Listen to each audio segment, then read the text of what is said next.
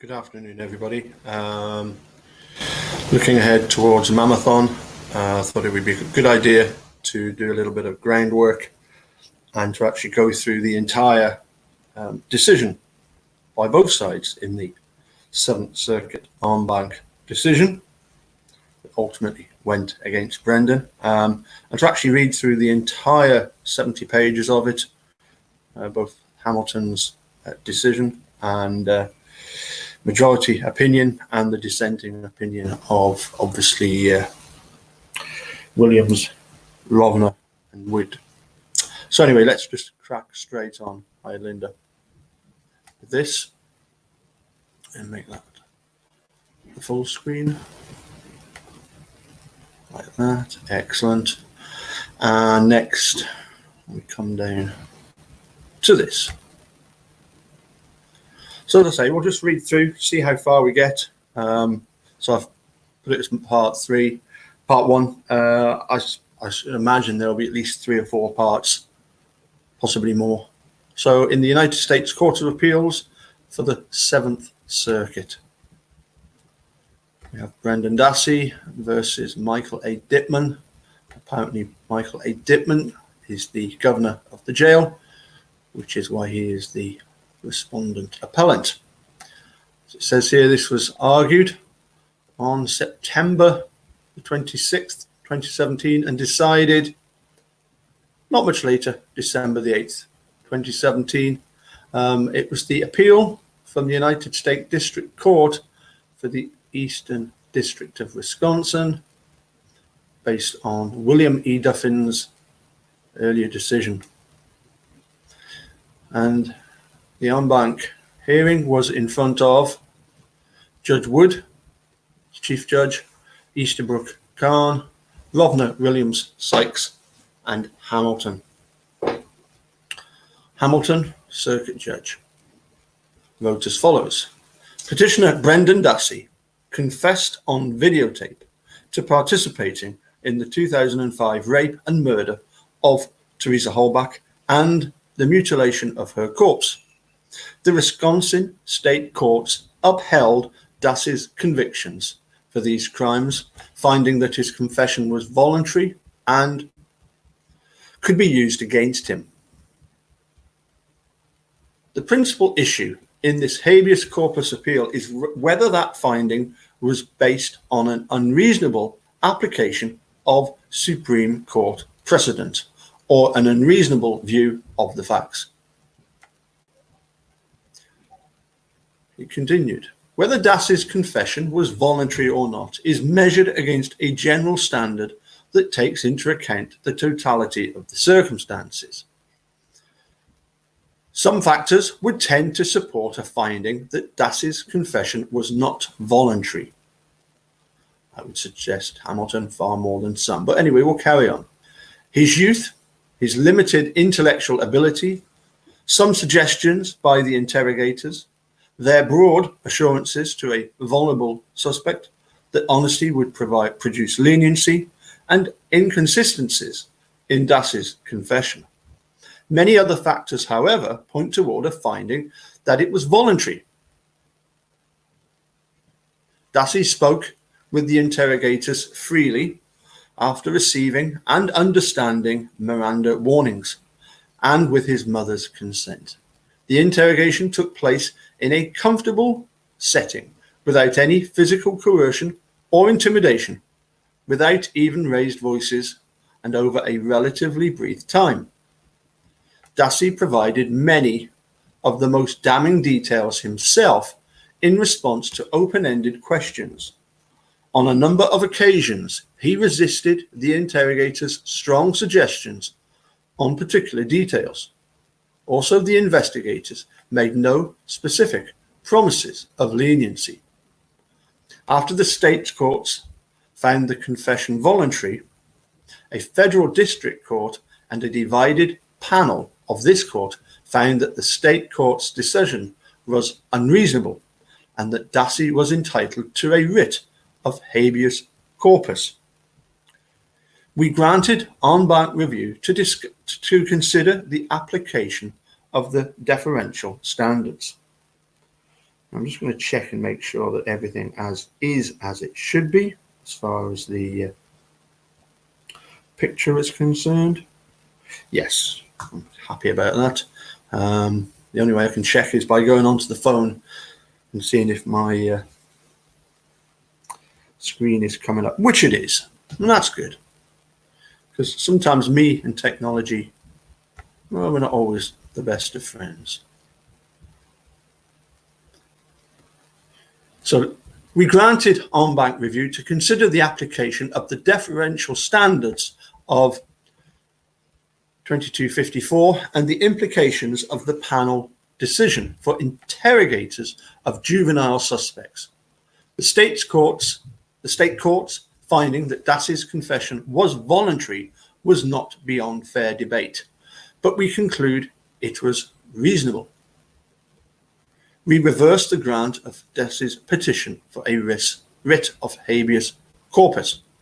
Part 1 provides an overview of the applicable law. Part 2 sets forth the relevant facts about Teresa Halbach's murder, Dassey's confession, and the court proceedings. Part 3 applies the law to the relevant facts, keeping in mind the deference we must give under 2254 to state court decisions as to which reasonable judges might differ. Number 1, the applicable law. We first discuss our standard of review under the Anti-Terrorism and Effective Death Penalty Act of 1996, EDPA, and then describe the Supreme Court's clearly established law for when a confession, particularly a confession by a 16-year-old like Dassey, is deemed voluntary and admissible. Deference under EDPA. In considering habeas corpus petitions challenging state court convictions, our review is governed and greatly limited by EDPA. The standards in 2254 were designed to prevent federal habeas retrials and to ensure that state court convictions are given effect to the extent possible under law.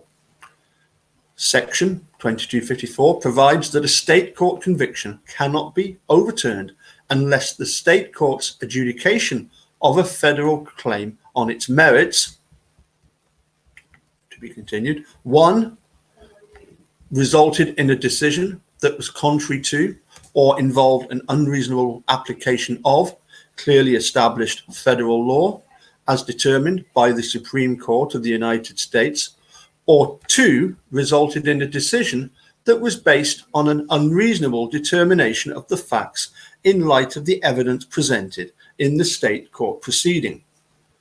The decision federal courts look to is the last reasoned state court decision to decide the merits of the case, even if the state Supreme Court then denied discretionary review. In this case, we look at the Wisconsin Court of Appeals decision that Dassey's confession was voluntary. The standard for legal errors under 2254 was meant to be difficult to satisfy. The issue is not whether federal judges agree with the state court decision or even whether the state court decision was correct. The issue is whether the decision was unreasonably wrong under an objective standard.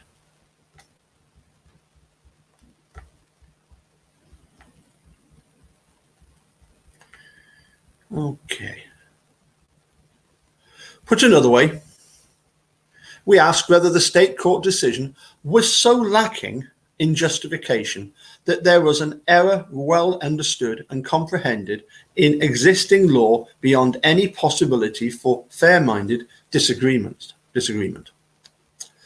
The existing law that applies is limited to that of the Supreme Court of the United States, which has instructed the lower federal courts to uphold a state court conviction unless the record cannot, under any reasonable interpretation of the court's controlling legal standard, support a certain ruling.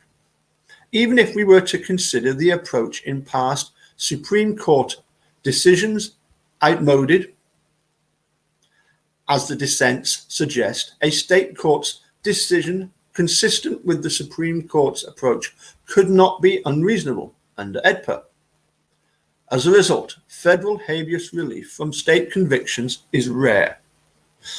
It is reserved for those relatively uncommon cases in which state courts veer well outside the channels of reasonable decision-making about federal constitutional claims. EDPA deference is not conclusive, however. Where the record shows that state courts have strayed from clearly established federal law, we can and do grant relief. And presumably these are examples of such relief. Review of state court factual findings under EDPA is similarly deferential. Under 2254, federal courts cannot declare state court factual determinations unreasonable merely because we would have reached a different conclusion in the first instance.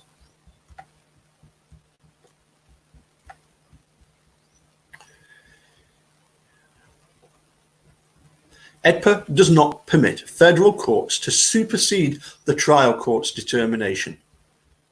If a review of the record shows only that reasonable minds might disagree about the finding in question,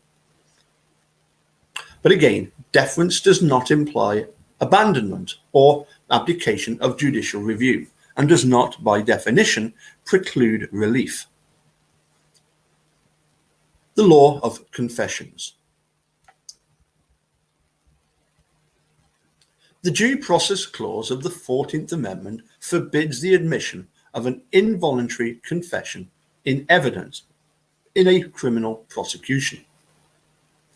In deciding whether a confession was voluntary, courts assess the totality of all the surrounding circumstances, both the characteristics of the accused and the details of the interrogation.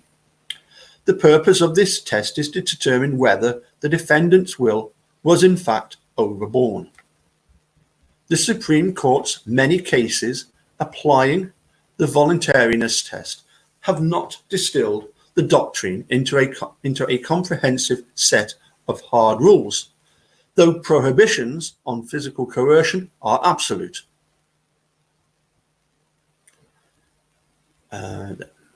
See Mincy versus Arizona. Statements resulted from virtually continuous question of a seriously and painfully wounded man on the edge of consciousness.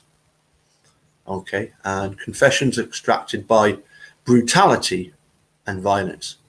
Well, of course, that's going back to 1936. Okay, EDPA does not require state and federal courts to wait for some nearly identical factual pattern before a legal rule must be applied, because even a general standard may be applied in an unreasonable manner. Nevertheless, applying a general standard like voluntariness can demand a substantial element of judgment, and determining whether that judgment is reasonable requires considering the rules specifically.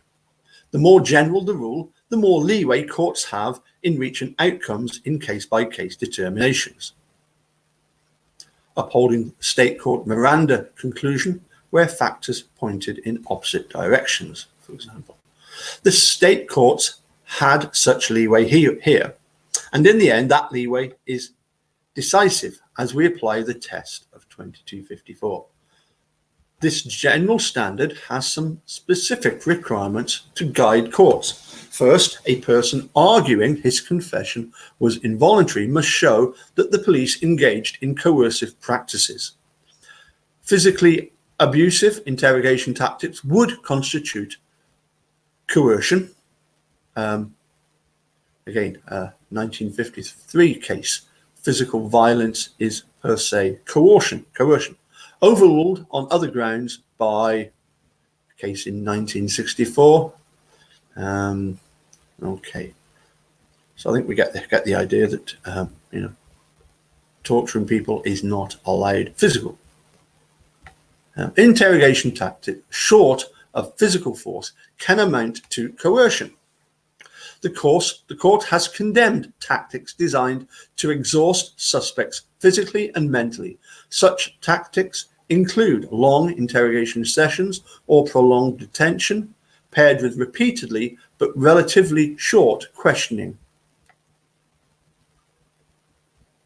Again, a case in 1966 finding coercive the practice of repeated interrogations over 16 days whilst the suspect was being held incommunicado, in other words, without speaking to anybody else.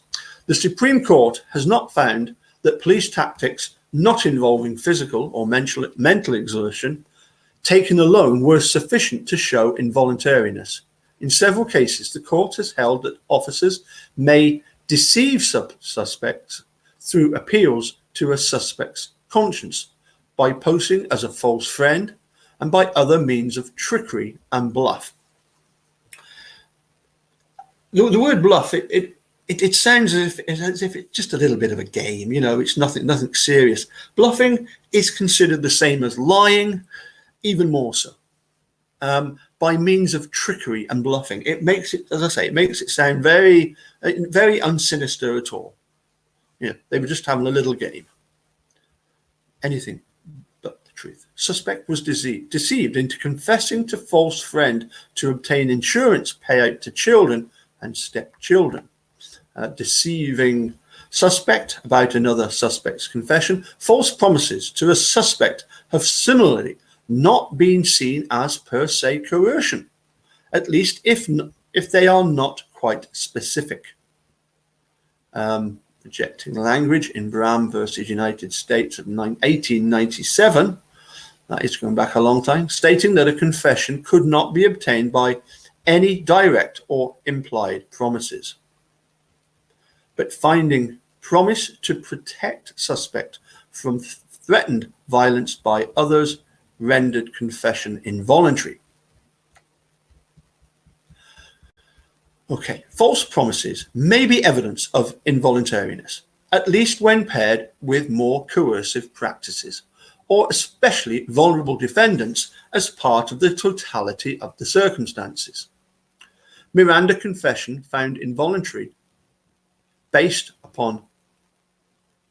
pre-Miranda confession found involuntary based on false promise of leniency to indigent mother with young children, combined with threats to remove her children and to terminate welfare benefits, along with other factors. But the Supreme Court allowed police interrogators to tell a suspect that a cooperative attitude would be to his benefit.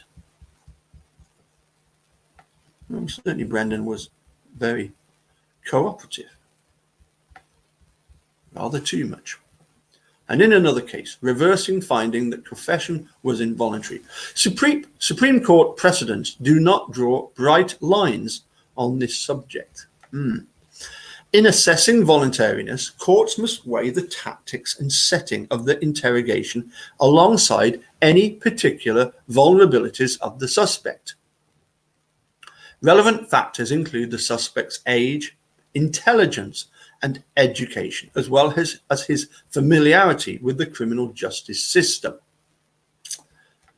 etc., etc. The interaction between the suspect's vulnerabilities and the police tactics may signal coercion even in the absence of physical coercion or threats. The Supreme Court has made it clear that juvenile confessions call for special care in evaluating voluntariness.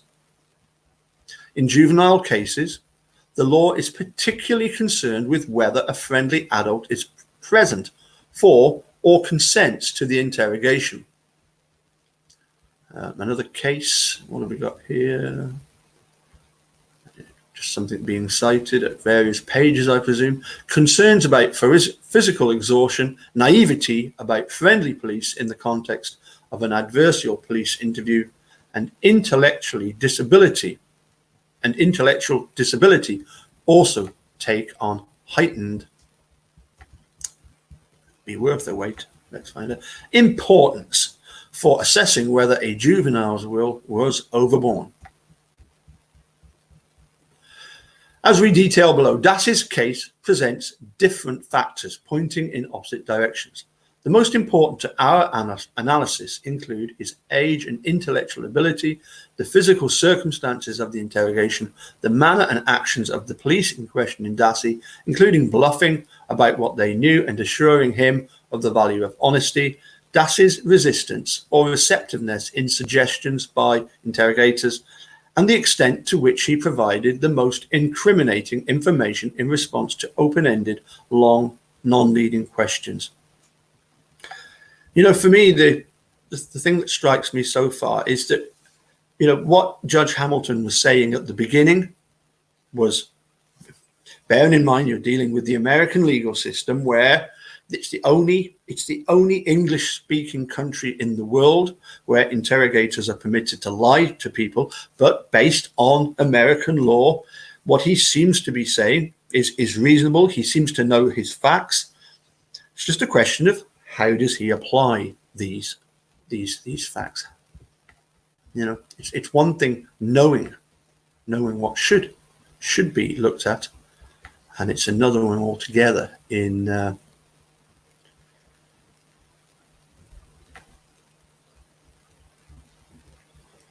okay, the murder, the interrogation, and the convictions.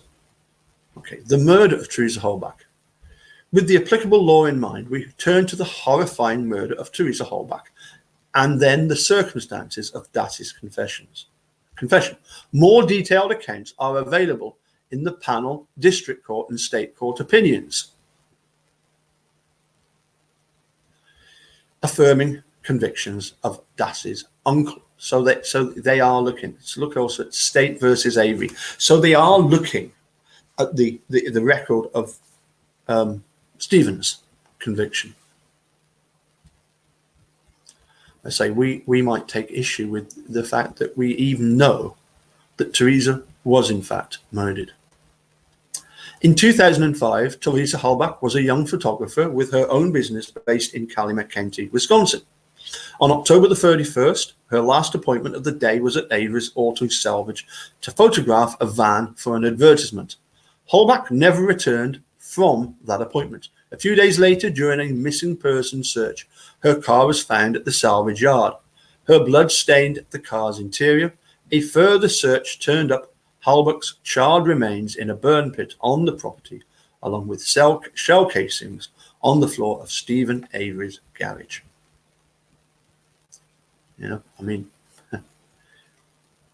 Unless you know all the facts about it, that would seem to be open and shut case, or as the Americans like to call it, a slam dunk. Dassey's early police interviews. Police investigators spoke with a number of Avery's relatives in early November, including an hour-long interview of his 16-year-old nephew, Brendan Dassey, who lived close by. Dassey said he had seen Halbach taking pictures at the salvage yard on the afternoon of October 31st. Well, we know that is impossible unless Brendan can be in two places at once, both at school and at the yard. But he resisted the suggestion that she had entered Avery's home. At that time, he provided no other useful information.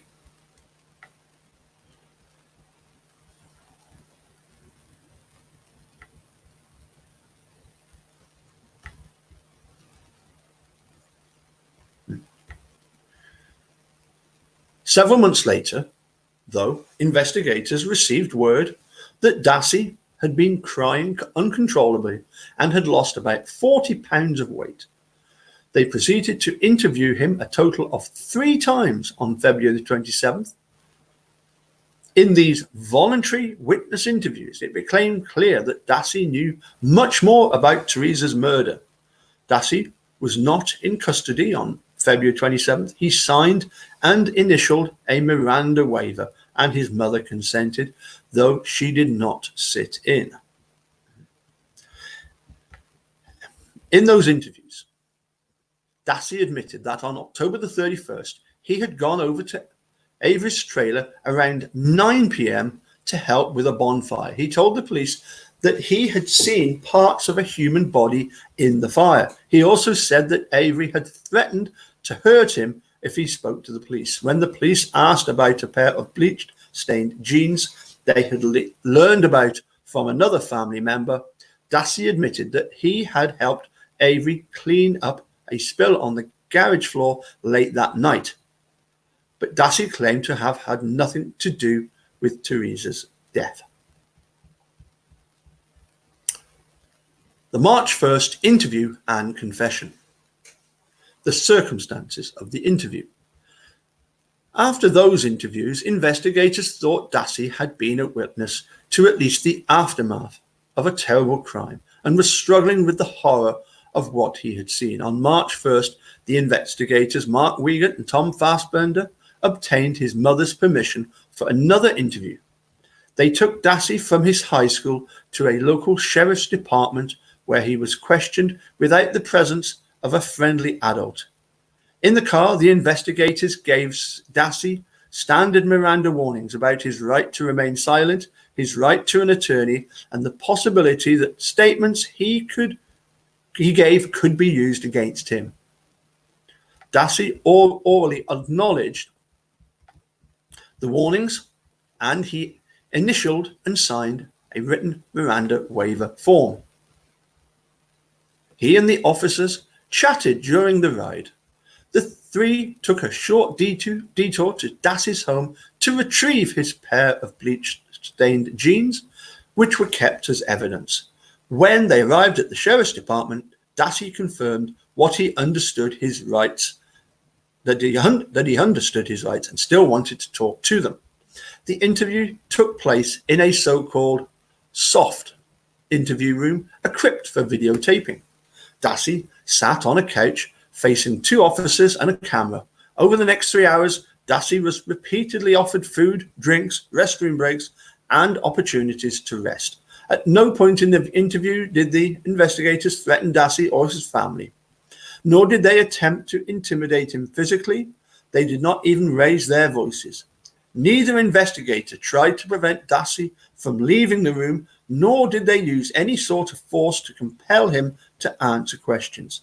Dassey never refused to answer questions, never asked to have counsel or his mother present, and never tried to stop the interviewer.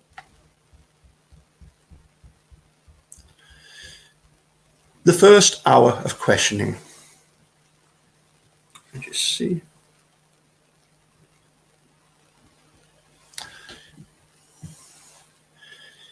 The officer began by telling Dassey how he could help the investigation, since this information and that information from previous accounts needed just a little tightening up. Sensing that Dassey may have held back for whatever reasons, the officer assured Dassey that Mark and I both are in your corner. We're on your side. Acknowledging Dassey's potential concern that talking to the police meant he might get arrested and stuff like that, the investigator urged Dassey to tell the whole truth. Don't leave anything out. Talking could be in Dassey's best interest, even though it, quote, might make you look a little bad or make you look like you were more, this suggests involved than you actually were. Yes, involved than you want to be, because admitting to unfortunate facts would leave no doubt you're telling the truth.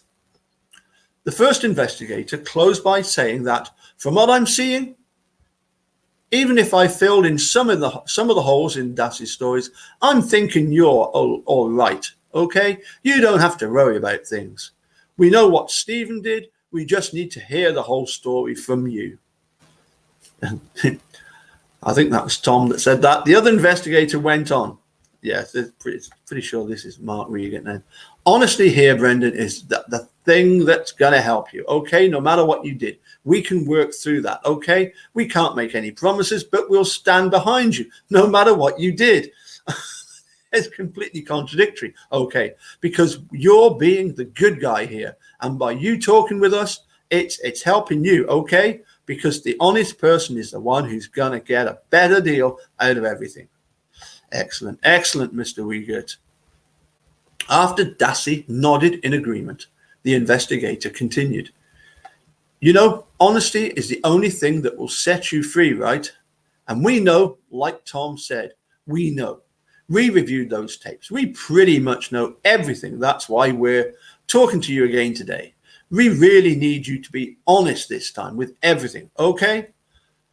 As long as you be honest with us, it's okay. If you lie about it, that's going to be a problem, okay? Does that sound fair? Dassey again nodded, and the questioning turned to the events of October 31st. over the course of the next 3 hours, with several breaks as the investigators conferred outside the room. Dassey told an even more disturbing and incriminating story about October 31st. In the first hour, Dassey admitted that he received a telephone call from Avery, went over to Avery's garage in the 6 o'clock hour and found Teresa Holbach already dead in her car. Dassey then said he helped Avery lower Teresa's body, bound onto a creeper used to work underneath an automobile, which he and Avery used to take her body outside to throw her onto the already burning bonfire.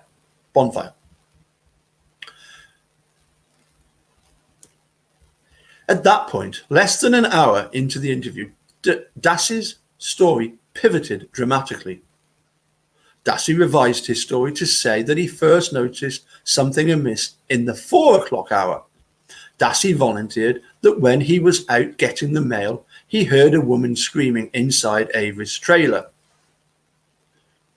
Dassey knocked on Avery's door, ostensibly to deliver a piece of mail, and a sweaty Avery answered the door. Dassey said he then saw Teresa alive, naked and handcuffed to Avery's bed. Dassey said he went inside at Avery's invitation and had a soda, while Avery told him that he had raped Teresa. Dassey said that at Avery's urging, he then raped Teresa, having intercourse against her will as she was bound to the bed, and as she protested and begged him to stop. After the rape, Dassey reported he then watched television with Avery for a while. In Dassey's telling, he next helped Avery subdue and kill Teresa and move her to the garage. In response to questioning and prodding, Dassey told a confusing story about these critical events. Dassey said that Avery stabbed Teresa with a large knife, that her handcuffs were removed, and that she was tied up with rope. He also said that Avery cut off her, wait for it, hair with that large knife, that he, Dassey, cut her throat with the same knife, and that at some point Avery choked or punched her. All these events reportedly happened by 6 or 6:30. The details and sequence of these events changed repeatedly, however, as investigators pressed Dassey for more details. This portion of the interrogation provides the most support for Dassey's claim that his confession was both involuntary and unreliable. You know, even Hamilton at this point has to concede it just doesn't add up. For example, because the recovered remnants of Teresa's skull contained trace elements of lead, the investigators believed that Teresa had been shot in the head.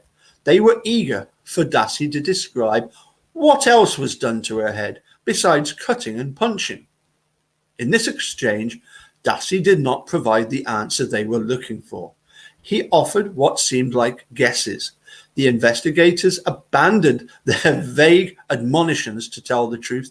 They lost patience and blurted out, I don't think you're right there. I think it was a certain Mr. Wiegert that blurted out.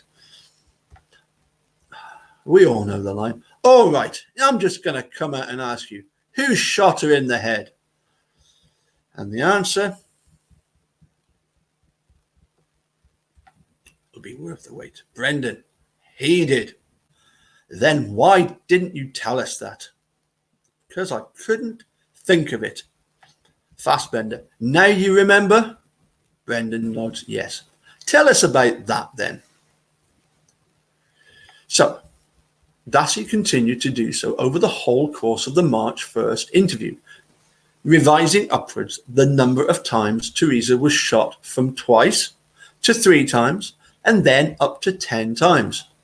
Dassey also revised the location of the shooting, first outside the garage, then inside Teresa's car, then on the floor of the garage. After this shifting exchange about the shooting, the first hour of the March 1st interview concluded with Dassey explaining how he and Avery put Teresa's body on the fire, how they moved her car, and finally how they cleaned up the stain in Avery's garage before Dassey went home. Second hour of questioning. The investigators then took a break to confer. During the break, Dassey had the opportunity to rest and to use the restroom. Before starting up again, Dassey and Wiegert had this exchange, indicating that Dassey did not understand the gravity of what he had told the investigators. Brendan, how long is this going to take? Wiegert, it shouldn't take a whole lot longer. Brendan, do you think I can get back to school before 1:29? Wiegert, probably not. Oh, Wiegert, what's at 1:29? Well, I have a project due in 6th hour. In the second hour of questioning, the investigators sought to confirm details from the first hour. They had only limited success. Dassey provided more confusing details about how Teresa was killed and the status of the bonfire, but in the main, Dassey largely confirmed his account from the first hour, especially about the details of his sexual assault of Teresa. His story regarding what he saw of Teresa in the fire, hands, feet, forehead, and part of her torso, also remained mostly consistent, signaling that the investigators did not overwhelm his will. Now, this is the bit, Eric Cozy, you need to take note about this, okay? This is the important bit. Signaling that the investigators did not overwhelm his will, Dassey resisted repeated suggestions by both investigators that he and Avery used the wires and cables hanging in the garage to torture Teresa. The investigators also tested Dassey's suggestibility. They told him falsely that Teresa had a tattoo on her stomach and asked if he had seen it. Here is the exchange.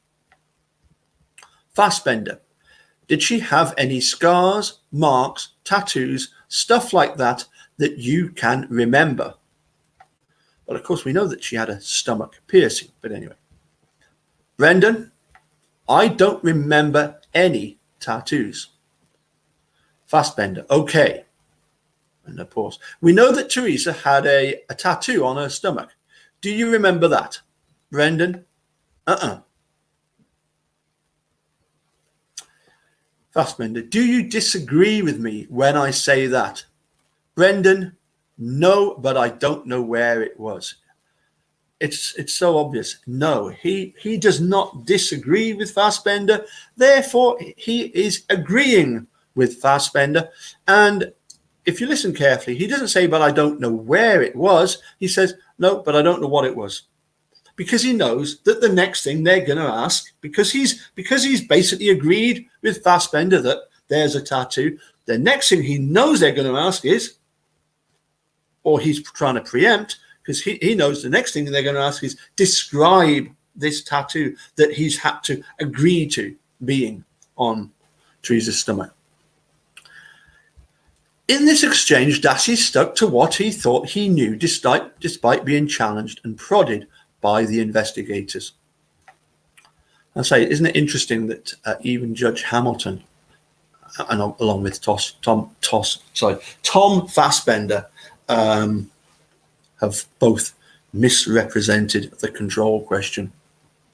Anyway, the final hour of questioning. The investigators took another break, during which Dassey ate a sandwich and briefly fell asleep. The investigators returned to talk about the consequences Dassey was facing. Fassbender, what do you think is going to happen? What do you think should happen right now? Brendan, I don't know. Fassbender, you know obviously that we're police officers, okay? And because of what you told us, we're going to have to arrest you. Did you kind of figure that was coming for what you did? We can't let you go, right? Right now, the law will not let us. And so you're going to be able to go. So you're not going to be able to go home tonight. All right? Brendan, does my mum know? Fassbender, your mum knows. After briefly discussing some logistics, the exchange continued. Did you kind of, after telling us what you told us, you kind of figured this was coming? Brendan nods. Yeah. Brendan, is it only for one day? We don't know that at this time, but let me tell you something, Brendan. You did the right thing, okay? by being honest, you can at least sleep at night right now, but not in your bed, I'm afraid. Your cooperation and help with us is going to work in your favor. I fail to see how it's worked in Brendan's favor. I can't say what it's going to do or where you're going to end up, but it's going to work in your favor, and we appreciate your continued cooperation. And Brendan nods yes. He has not got a Scooby. What's going on? Dassey's mother, Barb-Yander, then came into the room to speak with Brendan about his arrest and confession. Dassey, now with his head buried in his hands, asked his mother what would happen if Avery gave a different version of events, such as, "I never did nothing" to Teresa Holbach or something. His mother followed up at that point, asking whether Dassey had done anything to Teresa. "Did you, huh?" Brendan, "Not really." "What do you mean, not really?" "They got to my head." "Huh?" "Say anything." "What do you mean by that?" "What do you mean by that, Brendan?" Brendan was taken into custody after this interview, which he now contends was involuntary and should not have been used at his trial.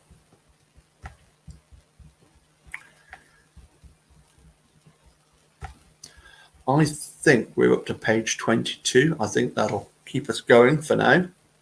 We'll do the next bit tomorrow. So yeah, make a note. I'm at page 22. Make a note of that, page 22, top of page 22 at trial. Okie dokie, let's come back to that. Let's switch that off. Okay, so I know it's really painful, isn't it, to go through that, knowing what we know. It's the sort of total misrepresentation of the at the start. Clearly, he's a judge. He knows what the law is. He knows what he should be looking at. He ticks all those boxes, but then just abandons all of that in favor of, well, I still want to maintain Brendan's conviction going. But even in that opinion so far, even Hamilton is having to concede that there are certain aspects of the whole interview that they're not right. They do not fit. They do not make sense.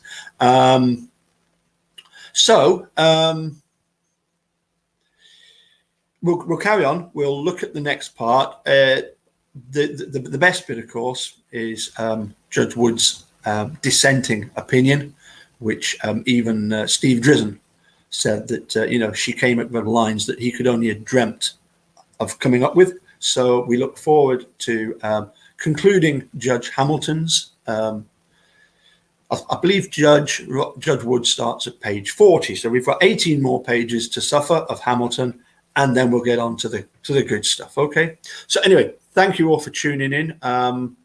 Hope you've enjoyed some of the guests we've had recently as well, and looking forward, of course, to Marathon in a couple of weeks' time. So yeah, we'll catch you all again soon. As I say, I really wanted to have a verbal account of the whole of that document, the one that we've just looked at, and it's just something that you can. You could be doing something. You could just be listening to it and go through it again if you want. Okay. So yeah, we'll catch you again soon. Take care. Bye for now.